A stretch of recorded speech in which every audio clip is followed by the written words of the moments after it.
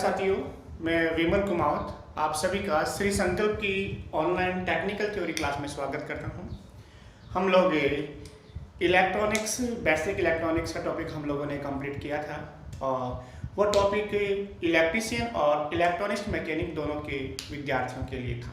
ठीक है, आज की क्लास में जो टॉपिक रहेगा हमारा एम्पलीफायर रहेगा और जो एम्पलीफायर का जो टॉपिक है दिल्ली मेट्रो इलेक्ट्रॉनिक्स के विद्यार्थियों के लिए ज़्यादा इंपॉर्टेंट है। इसके साथ साथ टेक्निकल हेल्पर में इस टॉपिक से क्वेश्चंस पूछे जाते हैं।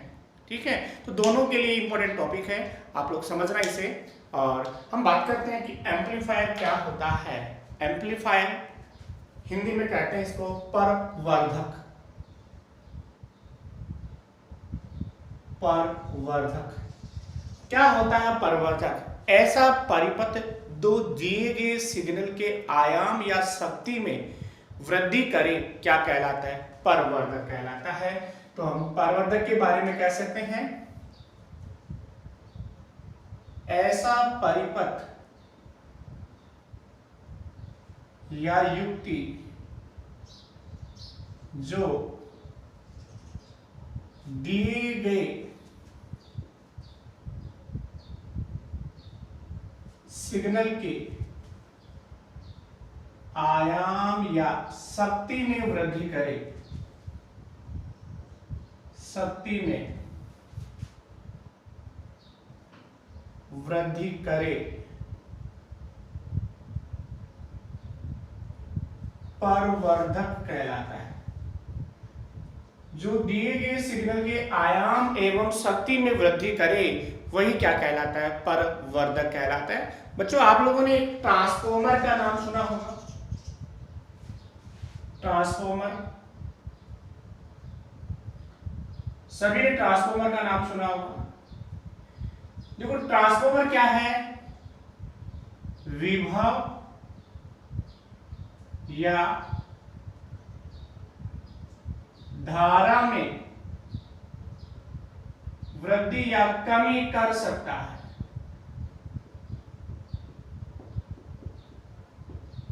लेकिन शक्ति एवं ऊर्जा अपरिवर्तित रहती है। ट्रांसफॉर्मर क्या करता है? विभव एवं धारा में वृद्धि कर सकता है, लेकिन शक्ति और ऊर्जा में वृद्धि नहीं कर सकता। लेकिन शक्ति में वृद्धि करने के लिए जिस युक्ति की हमें आवश्यकता है वह युक्ति क्या कहलाती है? परवर्धक कहलाती है। जब भी ट्रांसफॉर्मर की बात करें, अगर ट्रांसफॉर्मर विभव को बढ़ाता है तो धारा में कमी हो जाती है, धारा को बढ़ाता है तो विभव में कमी हो जाती है, लेकिन ट्रांसफॉर्मर में शक्ति उतनी ही रहती है। कुछ हानियों की वजह से कम भले ही हो सकती है, लेकिन शक्ति में वृद्धि नहीं हो सकती। अब शक्ति में वृद्धि करने वाली युक्ति ही क्या कहलाती है?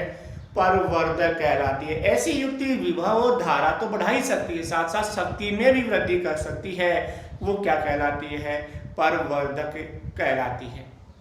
सामान्यतः जो परवर्धक शब्द का जो प्रयोग किया गया वह इनपुट सिग्नल एसी के लिए किया गया। हो सकता है इनपुट सिग्नल डीसी भी हो, जैसा कि मैंने आपको ऑपरेशनल एम्पलीफायर पढ़ाया था। ऑपरेशनल एम्पलीफायर एसी के साथ साथ डीसी में भी परिवर्तन करता है। लेकिन आपने साइंस में एक शब्द पढ़ा है ऊर्जा संरक्षण का नियम, कि ऊर्जा को न तो नष्ट कर सकते न उत्पन्न कर सकते।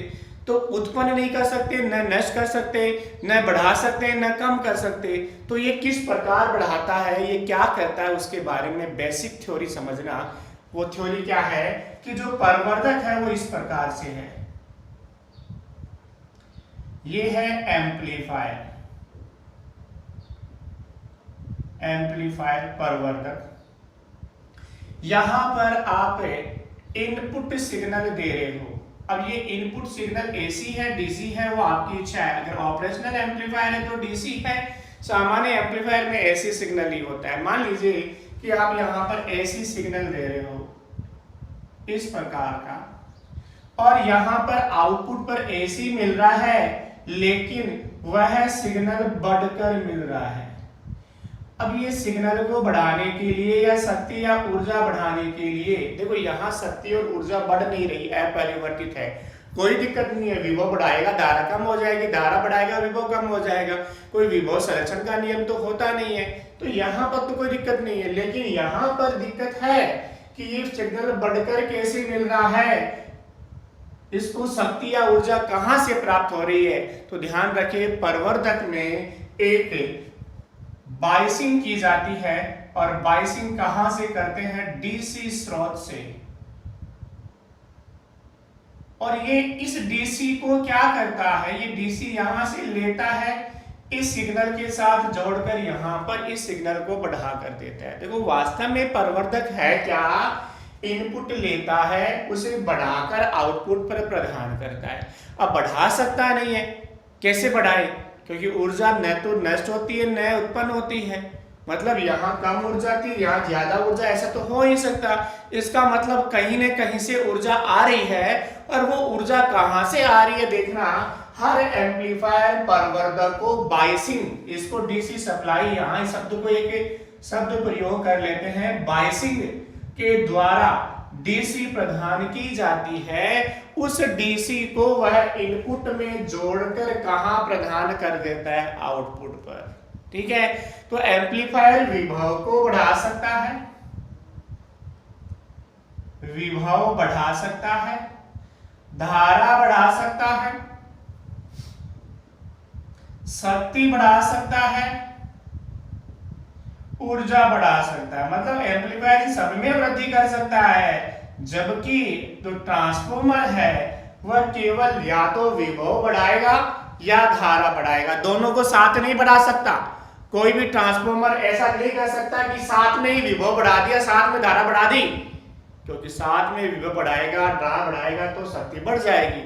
लेकिन ट्रांसफॉर्मर में शक्ति क्या रहती है, अपरिवर्तित रहती है। जबकि एम्पलीफायर में ये विभव और धारा को एक साथ बढ़ा सकता है, और जब विभव और धारा को एक साथ बढ़ाएगा तो शक्ति स्वतः ही बढ़ जाएगी, और शक्ति बढ़ेगी तो ऊर्जा भी बढ़ेगी। शायद मेरे हिसाब से समझ में आ गया होगा, मैं एक बार वापस समझा देता हूं, वापस देख लीजिए। ट्रांसफॉर्मर क्या है, सॉरी प्रवर्धक क्या है, ऐसी युक्ति है जो दिए गए सिग्नल के आयाम एवं शक्ति में वृद्धि करे, प्रवर्धक कहलाता है। देखो बढ़ाने का काम ट्रांसफॉर्मर भी करता है, लेकिन ट्रांसफॉर्मर या तो विभव को बढ़ाएगा या किसको बढ़ाएगा, धारा को। दोनों को एक साथ नहीं बढ़ा सकता। जब विभव बढ़ाता है तो धारा कम हो जाती है, जब धारा बढ़ाता है तो विभव कम हो जाता है। लेकिन शक्ति और ऊर्जा क्या रहती है, अपरिवर्तित रहती है। इसलिए ट्रांसफॉर्मर के स्थान पर किसका प्रयोग करते हैं, एम्पलीफायर का प्रयोग करते हैं। ये विभव और धारा दोनों को एक साथ बढ़ा सकता है। ध्यान रखना, ट्रांसफॉर्मर नहीं बढ़ा सकता एक साथ, ये एक साथ बढ़ा सकता है, जिससे शक्ति और ऊर्जा वृद्धि होगी। और ये एक साथ बढ़ाने के लिए इसको शक्ति कहां से मिलेगी, वो मिलेगी बाइसिंग के द्वारा, डीसी स्रोत के द्वारा। ठीक है, अब देखो बात आती है कि ये जो ट्रांसफॉर्मर है, सॉरी एम्पलीफायर है, ट्रांसफॉर्मर तो उठा देता हूं मैं, टॉपिक हो गया हमारा ट्रांसफॉर्मर। ये जो एम्पलीफायर परिवर्तक है, जो एम्पलीफायर है, ये जो एम्पलीफायर जिसकी हम बात करते हैं, जो विभव धारा को एक साथ बढ़ाता है, ये या तो बनता है थर्मोनिक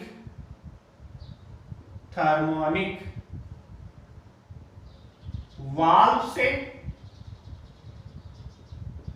या बनता है किससे, ट्रांजिस्टर से। ठीक है, एम्पलीफायर या तो किससे बनता है, थर्मोनिक वाल्व से बनता है, या किससे बनता है, ट्रांजिस्टर के। दो चीजों की सहायता से एम्पलीफायर बनता है।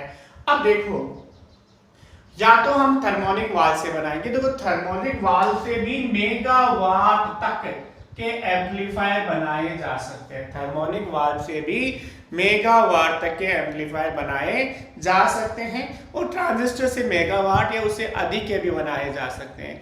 अब थर्मोनिक वाल्व था, जिसको हम निर्वात नलिकाओं कह सकते हो, वाल्व निर्वात नलिकाएं हैं, तो इससे अगर एम्पलीफायर बनाए तो उसमें क्या क्या कमियां रही, और उसके स्थान पर ट्रांजिस्टर से बनाए तो क्या क्या फायदे होंगे, उसके बारे में बातें करेंगे। ये तो आपको समझ में आ गया होगा, था देता हूं मैं इसको। पॉइंट है थर्मोनिक वाल्व से बनने वाले एम्पलीफायर में पाए जाने वाले दोष।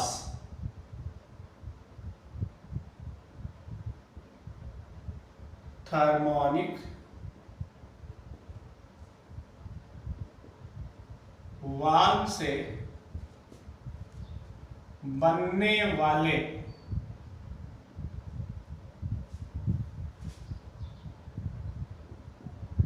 एम्पलीफायर में दोष।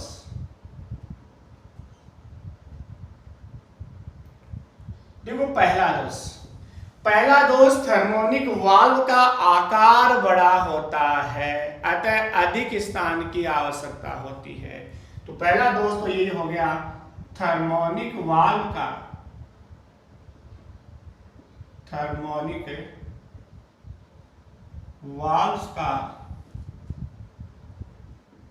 आकार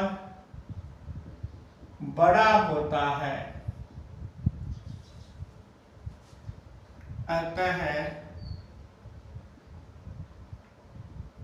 अधिक स्थान की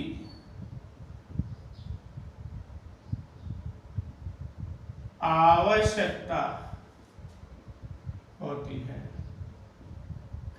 जो थर्मोनिक वाल्व होते हैं ये आकार में छोटे नहीं होते, बड़े होते हैं ट्रांजिस्टर की तुलना में। और आपने पहला कंप्यूटर देखा होगा जिसमें 1-1 मीटर लंबी निर्वात नलिकाएं लगी हुई थी, तो आकार तो बड़ा होना ही है। तो इनका आकार बड़ा होता है, अतः अधिक स्थान की आवश्यकता होती है। दूसरा पॉइंट, बाइसिंग के लिए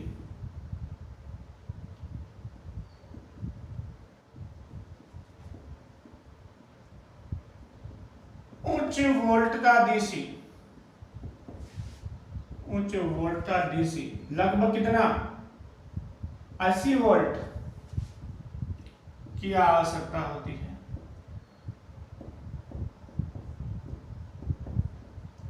जो थर्मोनिक वाल्व होता है उनको चलाने के लिए उच्च वोल्टा डीसी की आवश्यकता होती है। अब उच्च वोल्टा डीसी कहां से लेके आए? इसके साथ साथ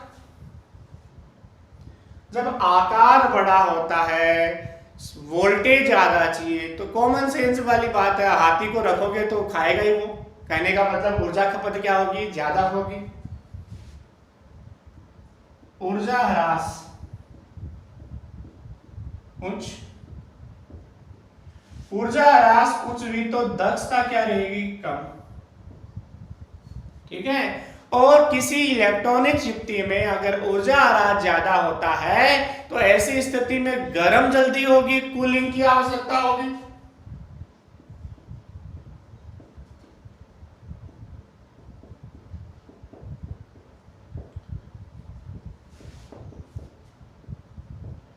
कूलिंग शीतलन की आवश्यकता होती है।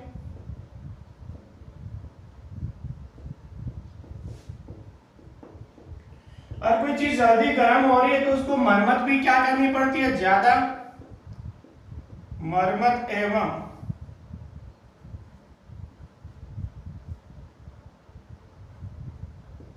देख रेख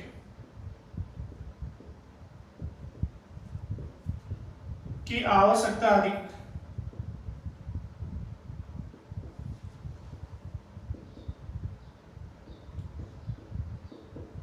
मरम्मत एवं देखरेख की आवश्यकता क्या होती है? ज्यादा होती है। एक बार वापस देखिए, जो थर्मोनिक वाल्व से जो एम्पलीफायर बनते हैं उनमें दोष क्या क्या पाए जाते हैं? पहला दोष, थर्मोनिक वाल्व का आकार बड़ा होता है, अगर अधिक स्थान की आवश्यकता होगी।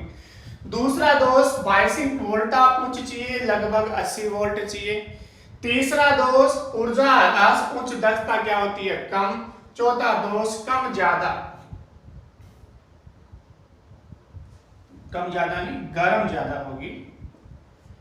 गर्म ज्यादा होगी अतः शीतलन की आवश्यकता होगी। पांचवा दोष, मरम्मत और देखरेख की आवश्यकता क्या होती है? उच्च होती है। इसलिए वर्तमान में थर्मोनिक वाल्व का प्रयोग नहीं किया जाता और थर्मोनिक वाल्व के स्थान पर ट्रांजिस्टर का प्रयोग किया जाता है। किसका प्रयोग करते हैं? ट्रांजिस्टर का।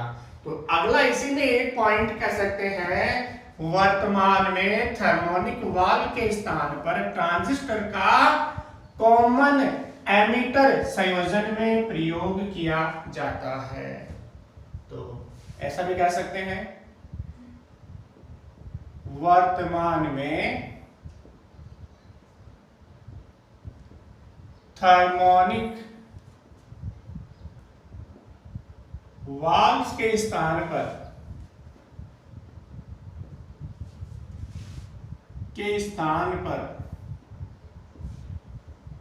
ट्रांजिस्टर का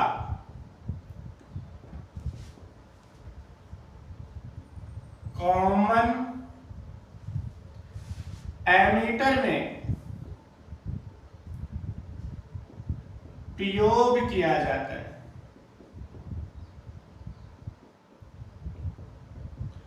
बच्चों, मैंने आपको लास्ट टॉपिक में बताया था कि कॉमन एमीटर संयोजन ऐसा है जिसमें उच्च धारा गेन, उच्च विभव गेन और उच्च शक्ति गेन, मतलब करंट गेन भी उच्च प्राप्त होता है, वोल्टेज गेन भी उच्च प्राप्त होता है और पावर गेन भी उच्च प्राप्त होता है। तो जब भी एम्पलीफायर बनाएंगे अधिकतर किसका प्रयोग करेंगे? कॉमन एमीटर का। इसके अलावा कॉमन बेस और कॉमन कलेक्टर का उपयोग भी कर सकते हैं। कहीं पर अगर डिस्टोर्शन को सीमित करना हो तो वहां पर उनका प्रयोग करते हैं।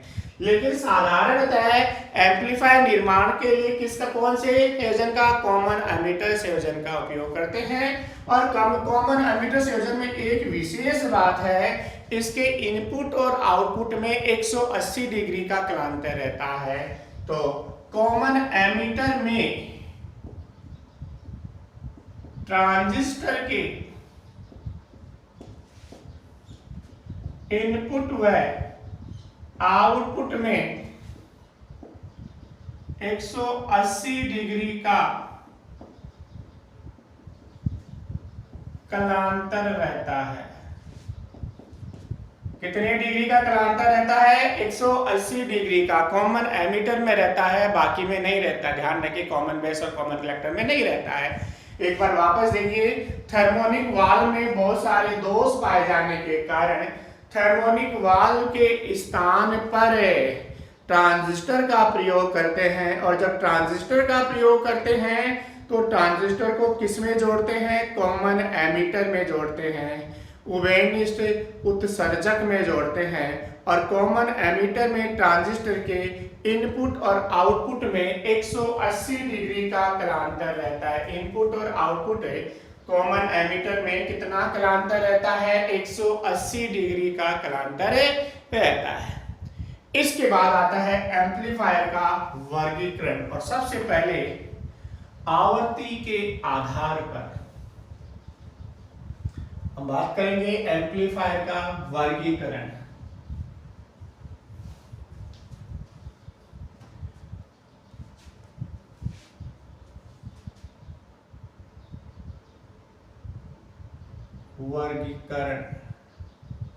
और सबसे पहले किसके आधार पर?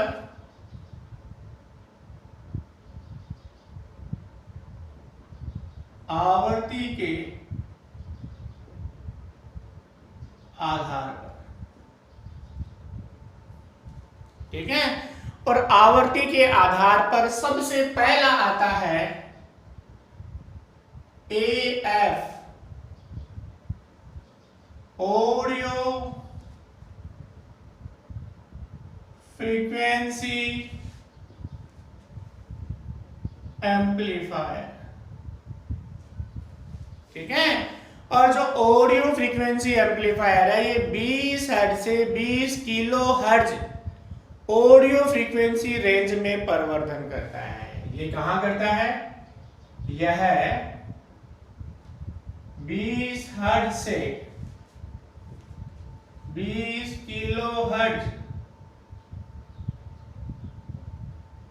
ऑडियो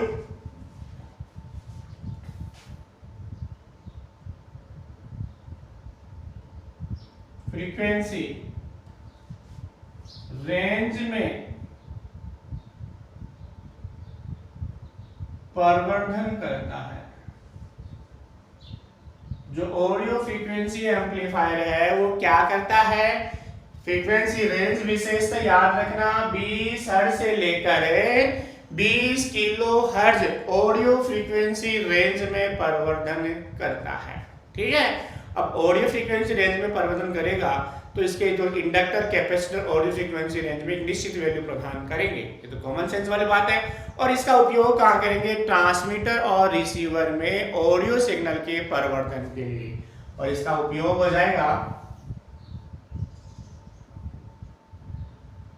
हो जाएगा ट्रांसमीटर एवं रिसीवर में ऑडियो फ्रीक्वेंसी सिग्नल के परिवर्तन के लिए। जो ऑडियो फ्रीक्वेंसी सिग्नल है उसके परिवर्तन के लिए ट्रांसमीटर और रिसीवर में इसका प्रयोग किया जाएगा। दूसरा जो एम्पलीफायर आता है RF amplifier, radio frequency amplifier. RF मतलब रेडियो फ्रीक्वेंसी एम्पलीफायर। अब जैसे audio frequency amplifier audio frequency range 20 hertz से 20 किलो हर्ट्ज में परिवर्तन करेगा, तो ये रेडियो फ्रीक्वेंसी रेंज में परिवर्तन करेगा। कहने का मतलब है यह 20 किलो हर्ट्ज से 3 गुणा 10 की घात 6 मेगा हर्ट्ज। बहुत सारे बच्चे कंफ्यूज हो जाते हैं इसको कि मेगा भी लिख दिया 6 भी लिख दिया। आप चाहो तो इसको ऐसा भी लिख सकते हो 3 गुणा 10 की घात 12 हर्ट्ज रेडियो फ्रीक्वेंसी रेंज में परिवर्तन करता है। रेडियो फ्रीक्वेंसी रेंज में परिवर्तन करता है। कहां करता है परिवर्तन? 20 किलो हर्ट्ज से लेकर 3 गुणा 10 की घात 6 मेगा हर्ट्ज, जिसको 3 गुणा 10 की घात 12 हर्ट्ज कह सकते हो, इस रेडियो फ्रीक्वेंसी रेंज में परिवर्तन करने वाला एम्पलीफायर क्या होता है? Radio frequency amplifier. ठीक है, तो यहां एक चीज ध्यान रखना, ये रेडियो फ्रीक्वेंसी रेंज बहुत बड़ा है, अतः इस रेंज में किसी विशेष रेडियो फ्रीक्वेंसी के परिवर्तन के लिए ट्यून्ड रेडियो फ्रीक्वेंसी एम्पलीफायर का प्रयोग करते हैं। ऐसा भी कह सकते हैं रेडियो फ्रीक्वेंसी रेंज बहुत बड़ा है, अतः कोई एक एम्पलीफायर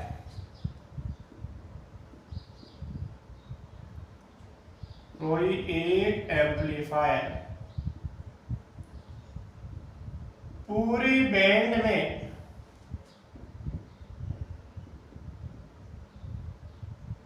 परिवर्तन नहीं कर सकता।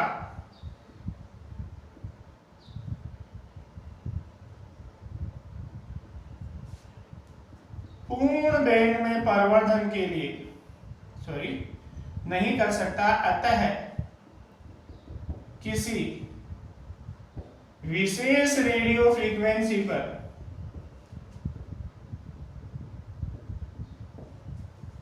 परिवर्तन के लिए TRF tuned radio frequency amplifier का प्रयोग किया जाता है। किसका प्रयोग करते हैं? TRF tuned radio frequency amplifier का उपयोग करते हैं। ये ट्यून्ड क्या करेंगे? किसी विशेष वाक का क्या कर देंगे? परिवर्तन करेंगे। और इनका उपयोग कहां होगा? ट्रांसमीटर एवं रिसीवर में। ट्रांसमीटर एवं receiver, TX transmitter, RX receiver में RF सिग्नल के परिवर्धन के लिए। एक बार वापस देखिए, इतना समझना इस चीज को। आवृत्ति के आधार पर एम्पलीफायर के वर्गीकरण में सबसे पहला आता है एएफ एम्पलीफायर, और एएफ एम्पलीफायर का मतलब है ऑडियो फ्रीक्वेंसी एम्पलीफायर, जो ऐसा कह सकते हैं यह 20 हर्ट्ज से लेकर 20 किलो हर्ट्ज आवृत्ति में क्या करता है, परिवर्धन करता है। इसका उपयोग ट्रांसमीटर और रिसीवर परिपथ में ऑडियो सिग्नल के परिवर्धन के लिए किया जाता है। दूसरा आरएफ एम्पलीफायर, जो कि 20 किलो हर्ट्ज से 3 गुणा 10 की घात 6 मेगा हर्ट्ज रेंज में परिवर्धन करता है। ये पूरे बैंड में परिवर्धन नहीं कर सकता, इसलिए टीआरएफ का उपयोग करते हैं। और उपयोग कहाँ करेंगे, ट्रांसमीटर और रिसीवर में रेडियो सिग्नल के परिवर्धन के लिए इसका उपयोग किया जाएगा। नीचे से थोड़ा सा बात कट रहा है, कोई नहीं, मैं इस बार ऊपर लिख दूंगा। इसके बाद तीसरा जो आता है if amplifier, intermediate frequency amplifier. तीसरा जो आता है वह है आईएफ एम्पलीफायर।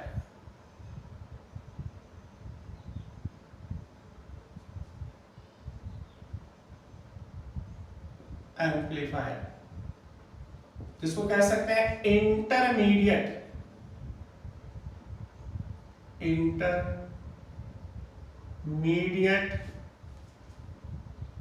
Frequency amplifier. और जब इंटरमीडिएट फ्रीक्वेंसी एम्पलीफायर की बात करें तो किसी विशेष बैंड में परिवर्धन करने वाला एम्पलीफायर क्या कहलाता है, इंटरमीडिएट फ्रीक्वेंसी एम्पलीफायर कहलाता है। ऐसा कह सकते हैं किसी विशेष पास बैंड सिग्नल का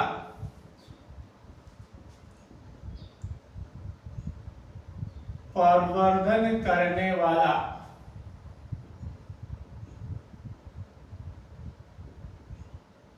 एम्पलीफायर, किसी विशेष पास बैंड सिग्नल का परिवर्धन करने वाला एम्पलीफायर आईएफ एम्पलीफायर कहलाता है। मतलब कि न तो ऑडियो की बात करें न रेडियो की बात करें, कोई विशेष रेंज है, उस विशेष रेंज में परिवर्तन। अधिकतर ये क्वेश्चन होते हैं, आरएफ एम्पलीफायर होते हैं, रेडियो फ्रीक्वेंसी एम्पलीफायर होते हैं। तो विशेष बैंड में परिवर्तन करने वाला एम्पलीफायर क्या कहलाता है, RF amplifier, sorry if amplifier. Example के तौर पर रेडियो रिसीवर में पास बैंड, रेडियो रिसीवर में आईएफ एम्पलीफायर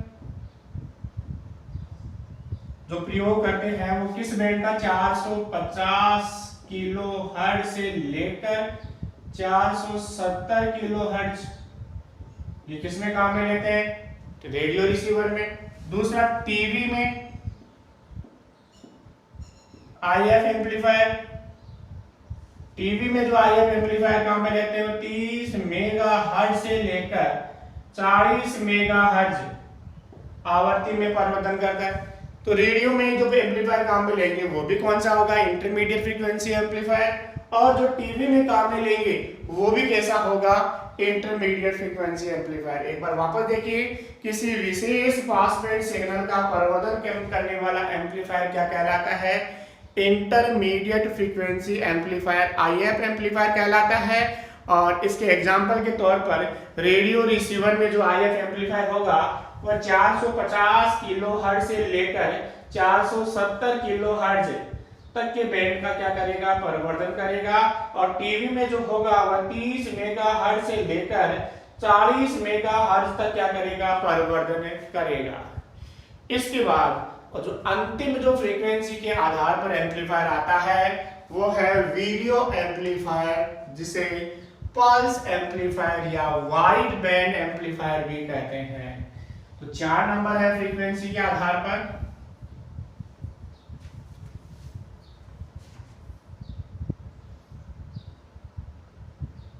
चार नंबर है वीडियो एम्पलीफायर,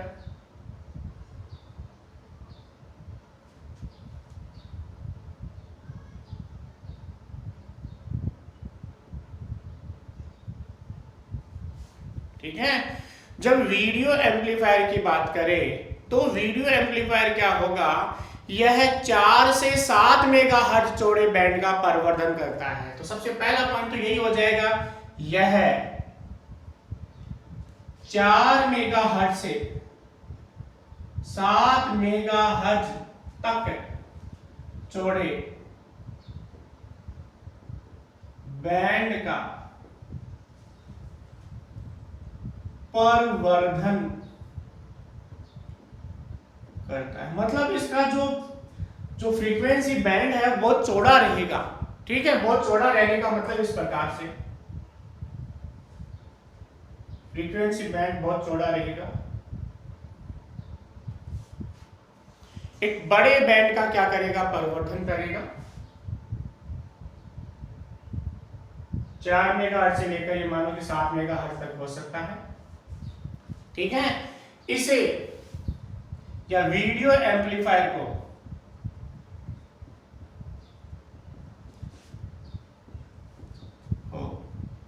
पल्स एम्पलीफायर या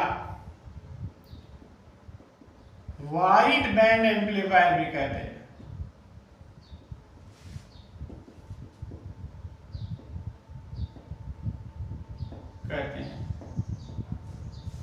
अगला पॉइंट, 50 हर्ट्ज से 4 मेगाहर्ट्ज तक इसका frequency response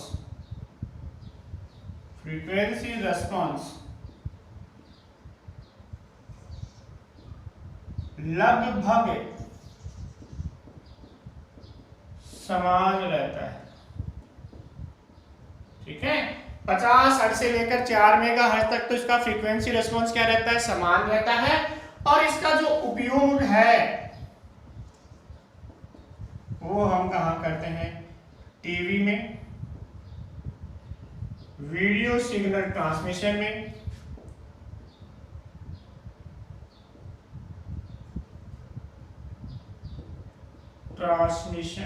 transmitter and receiver में।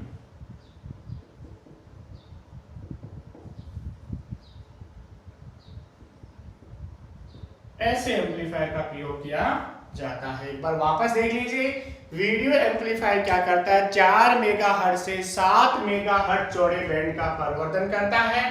वीडियो एम्पलीफायर को पल्स एम्पलीफायर या वाइड बैंड एम्पलीफायर भी कहते हैं। 50 हर्ट्ज से लेकर 4 मेगाहर्ट्ज तक इसका फ्रीक्वेंसी रेस्पॉन्स समान रहता है। इसका उपयोग टीवी में, वीडियो सिग्नल ट्रांसमीटर और रिसीवर में इसका प्रयोग किया जाता है। तो पहला वर्गीकरण हमारा आवर्ती के आधार पर हो गया है। अगली क्लास में इसके आगे का वर्गीकरण देखेंगे। धन्यवाद, आज के लिए इतना ही। कल संडे का टेस्ट आप लोगों ने दिया होगा, स्कोर आपने देखा होगा, क्या स्कोर रहता है वो, उसको आपको अगले टेस्ट में क्या करना है, इंप्रूव करना है। धन्यवाद।